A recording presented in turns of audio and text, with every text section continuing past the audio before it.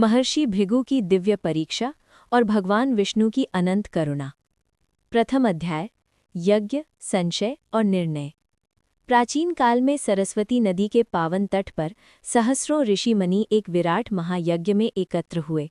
वेदों का उच्चारण हो रहा था, अग्नि प्रज्वलित थी, आकाश सुगंधित धूप से भर गया था। किंतु यज्ञ की पूर्णाहुति से पहले एक गंभीर प्रश्न उठ खड़ा हुआ। त्रिदेवों में सर्वश्रेष्ठ कौन? कुछ ऋषि बोले, ब्रह्मा सृष्टि करता है, वही श्रेष्ठ। कुछ ने कहा, शिव संहार करता है, वही महादेव। अन्य बोले, विष्णु पालन करता है, वही जगत के रक्षक। विवाद बढ़ता गया।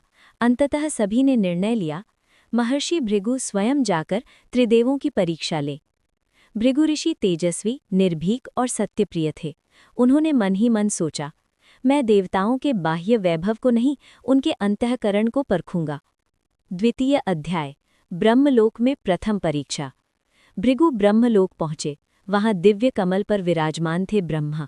4 मुखों से वेदों की ध्वनि प्रवाहित हो रही थी।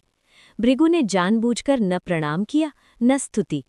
ब्रह्मा के मुख पर आश्चर्य और फिर क्रोध झलक उठा। भृगु, क्या तुम अपने पिता का अपमान कर रहे हो? कथाओं में ब्रह्मा को भृगु का जनक भी कहा गया है। क्षण भर को वातावरण में तनाव भर गया, परंतु माता सरस्वती ने मधुर वाणी से ब्रह्मा को शांत किया। भृगु ने देखा, ज्ञान है पर क्रोध भी है। वे बिना कुछ कहे आगे बढ़ गए। तृतीय अध्याय कैलाश की ज्वाला। अब भी पहुंचे कैलाश। बर्फ से आच्छादित शिखरों के मध्य ध्यानमग्न थे भगवान शिव। शिव ने भृगु को देखा तो प्रेमपूर्वक आलिंगन हेतु आगे बढ़े, पर भृगु ने कठोर स्वर में कहा, मुझे स्पर्श मत कीजिए। ये सुनते ही शिव की आंखों में ज्वाला प्रज्वलित हो उठी। त्रिशूल कंपित हुआ, डमरू की ध्वनि तीव्र हो गई। तुम मेरा अपमान कर रहे हो, शिव गरजे। माता पार्वती ने करुण दृष्टि से उन्हें शांत किया। भृगु ने अनुभव किया, यहाँ प्रेम है पर क्रोध शीघ्र प्रकट होता है। वे पुनः आगे बढ़े। चतुर्थ अध्याय वैकुंठ का अद्भुत दृश्य। अब वे पहुंचे वैकुंठ। वहां शांति थी, प्रकाश था, दिव्य संगीत था। शेषनाग पर शयन कर रहे थे भगवान विष्णु, उनके चरणों में थी देवी लक्ष्मी। भृगु ने सोचा, अब अंतिम और कठोर परीक्षा होगी। वे आगे बढ़े और बिना चेतावनी दिए विष्णु की छाती पर अपने चरण से प्रहार कर दिया। पूरा वैकुंठ स्तब्ध। देवी लक्ष्मी क्रोध से कांप उठीं। गरुड़ आगे बढ़े, पर विष्णु ने हाथ उठाकर सबको रोक दिया। पंचम अध्याय करुणा की पराकाष्ठा। भगवान विष्णु तुरंत उठे। उन्होंने भृगु के चरण पकड़ लिए। ऋषिवर, आपकी कोमल चरण रेखा मेरी कठोर छाती से टकराकर कहीं आहत तो नहीं हुई? मुझे क्षमा करें। ये शब्द सुनकर समय जैसे थम गया। भृगु का हृदय कांप उठा। उनके चरण में जो अहंकार का तीसरा नेत्र था, वह उसी क्षण नष्ट हो गया। उनकी आंखों से अश्रु बह निकले। प्रभु, मैं आपको परखने आया था और आपने मुझे ही परख लिया।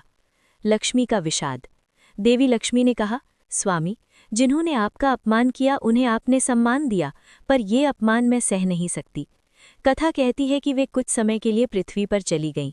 इसी से श्रीहरि के वक्ष पर श्रीवत्स चिन्ह की कथा जुड़ी है, जहां भृगु का चरण पड़ा था। षष्ठ अध्याय घोषणा। भृगु लौटे यज्ञस्थल पर। सभी ऋषि प्रतीक्षा कर रहे थे। उन्होंने घोषणा की, त्रिदेवों में भगवान विष्णु सर्वश्रेष्ठ हैं, क्योंकि उनमें शक्ति से अधिक विनम्रता है, वैभव से अधिक करुणा है। यज्ञ पूर्ण हुआ। आकाश से पुष्प वृष्टि हुई। कथा का गूढ़ संदेश। अहंकार सबसे बड़ा दोष है। सच्ची महानता विनम्रता में है। जो अपमान में भी शांत रहे, वही परम दिव्य है। भगवान का हृदय अपमान से नहीं, प्रेम से प्रभावित होता है।